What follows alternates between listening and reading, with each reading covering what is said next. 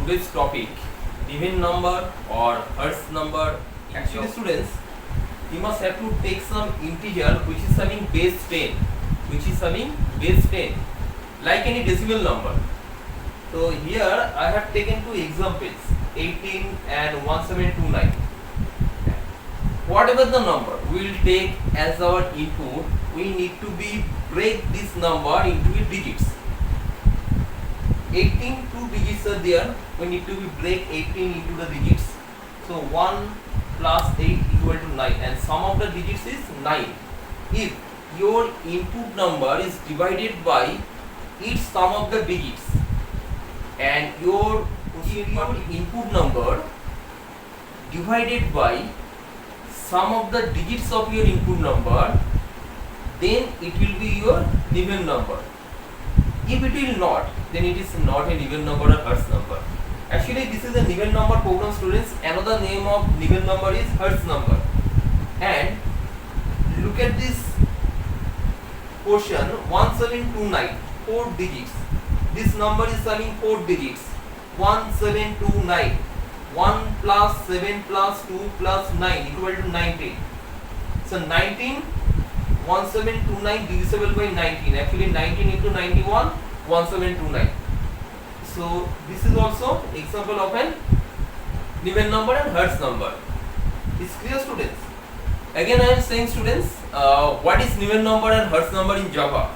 If your input number and sum of the digits of your input number is divisible by your input number, then it is an even number. It's clear? Students, an even number or Hertz number. In mathematics, an even number or Hertz number is an integer type of number which is having base 10. I mean, base 10 always indicates the decimal number, and it should be an integer number. If your number base of integers is divisible by its sum of the digits, then it is an even number. So this is a simple logic, students. So we are going to learn what will be the logic behind of this program, students. Okay, let's see, students. Be ready, students. Let's see. Now I am showing you the logic of the even number and Hertz number program in Java. How it will work inside the Java compiler. Okay, let's see, students. First, you have to take number from the outside. For that reason, you need to implement a Java library class. Any library package you need to import. Okay, either it should be a util package or IO package. Any ones you will take. Here, import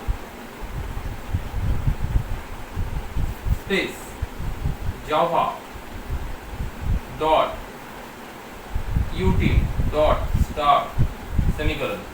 I have given the class name here, class space even underscore Hertz. I have taken the class name. As you like, you will take as per your choice. Okay. Next, need to be declare the main function here. Public static void main, within first bracket need to write string args, third bracket open close, first bracket close, second bracket open. Now need to be implement the scanner class here.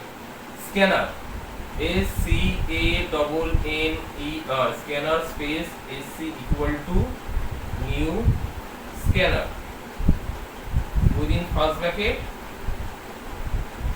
system dot in semicolon.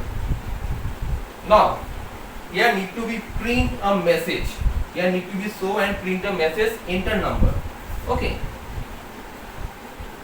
System dot out dot print ln enter number. I am taking a variable here to store the number.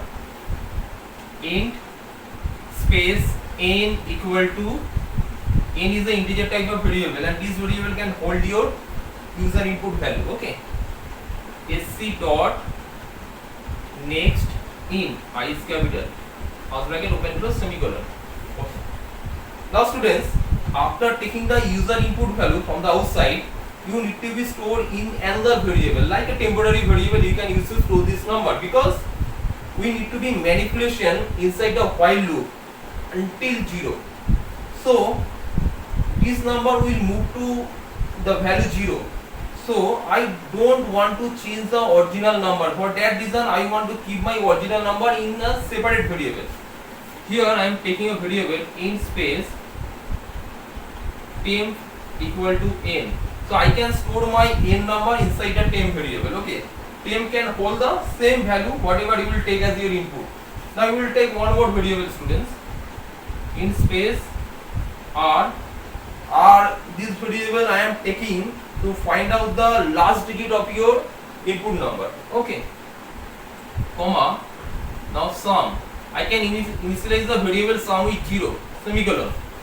R sum, and I have initialized the variable sum with 0. Clear? I have taken two more integer variable here, r and sum. Let's see. Here you need to be implement the while loop, students. While. Anyone you will take either n or temp, you both can hold the same number. I am taking here temp. If your temp greater than 0, then your work will be on. You should check this logic, either not equal to 0 or greater than 0. If it will be 1, then it will check. If your input value is 0, then no need to check it. Okay, you know, 0's output always 0. The second bracket open. I have taken here r to find out the last digit of your input number. R equal to temp modulus symbol 10, semicolon. This function, this line always hold your last digit of your input number, last digit of your input value and number. Okay, now after taking or after finding the last digit, you need to be sum of this digit. So I am taking the sum variable, sum equal to sum plus r semicolon. Now sum can hold your last digit of your input number. Then we will go for the quotient part and remove the last digit from the your input number right now after one iteration. Next, temp equal to temp divide 10 semicolon, second bracket close. This function indicates to remove the last digit and take your rest of the digits. Rest of the digits like 1729. So 9 is our last digit. So it will store this line here. Just consider it 1729 modulus 10. In remainder part, students, you will get the value 9. You will get the value 9. Okay, so it can hold the 9. The sum, your sum value is 0. Now is 0 plus, now r value is 9 here. This 9, 0 plus 9, 9. So sum now can hold the 9. Now rest of the digit, temp, means your temp means your original number divide by 10. It can hold your quotient part. What will be in your quotient part? I mean this rest of the digits you will find in your quotient part 172. Now it can process your second iteration 172. Now it will come instead of 1729, now is 172. Okay. Now here you can store the 2. Now 0 plus 2. Yeah, it should be a 2. In that way you can find out this thing. Okay. Now your condition. If n after completing whole iteration your temporary temp variable, your original value will be 0. For that reason here I have stored your original number into the temporary variable number. If I will take it here n, then here we need to be checked through the temp variable. Here now n's value does not change, that reason I have taken the n variable to check. Now n percentage sum equal to 0.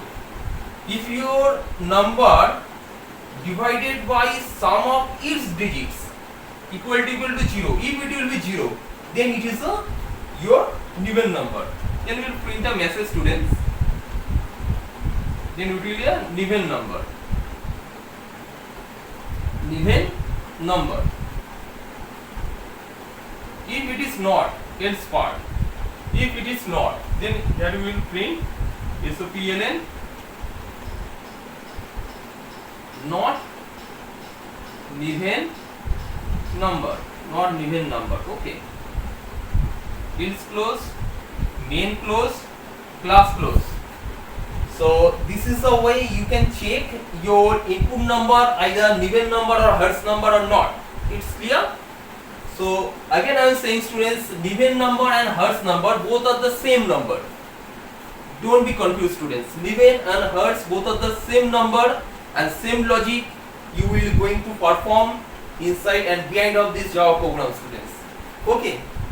So these all are the programming code to find out and check the Niven number and Hertz number, students. Okay. Now we will move to our practical demonstration, students. Okay. Thank you very much. There's delete button to delete the contents. Now let's see. Import space java dot util dot star semicolon. Clear? Now class name, what I have given, Niven underscore Hertz underscore number. Enter. Second bracket opens.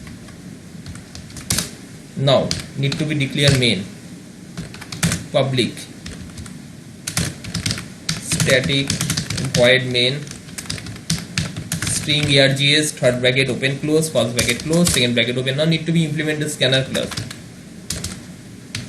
Scanner sc equal to new scanner within first bracket system dot in. Now here you need to be print a message, system dot out dot println. Right here message, I am giving just a print. Horizontally I will take the value. Okay, enter any number. Okay, now so definitely you should have to take the integer type of number. In space n, I am taking the variable name n as you like, whatever your choice, students. So you will take your variable name. N equal to sc dot next I capital int first bracket open close semicolon. Now n can hold your user input value. Okay, let's see, students. Now we will take two more variables, students. In space temp equal to n, I can initialize your original value with the temp variable. I can store your original value inside the temp variable. Both variable can hold the same number. Variable n and variable temp, both variable can hold the same number, can store the same number. Okay. Now in space r comma sum, and I would like to initialize the variable sum with 0. Two variable I am taking for our next operation, students. Okay. Now I am using while loop here. I want to use while loop or check the condition. While if your number greater than 0 or not equal to 0, then your program will be run. Let's see. Now you need to be find out the last digit, students. In the remainder part, r equal to. So if you want to take instead of n, so take temp. No issue, students. Anyone you have to take temp greater than 0, then here you should mention r equal to temp, because temp and variable n can store the same value. Again I am saying, students, temp percentage 10 semicolon. Now r can store the last digit of your input number. Now sum equal to, sum value is 0, sum plus r. Now sum can store the last value also. So what will be your last digit of your input number? Now sum can store the same digits and last digits of your input number. Now you should and you need to be remove the last digit from this number and take rest of the digit from the quotient part. For that reason you need to be implement this logic, temp equal to temp divide 10 semicolon, second bracket close. So already I have said, students, if your input number means your integer number is divisible by the sum of its digits, then it is a Niven number or Hertz number. So now check through the if condition. If first bracket, now in percentage modulus sum equal to 0. Now print the message, system dot out dot println.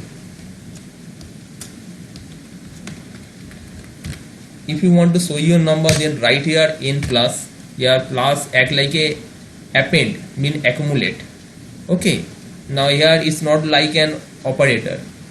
N plus giving a space is a even, giving a slash first number, second bracket close. Now else part, if it is not, then we will print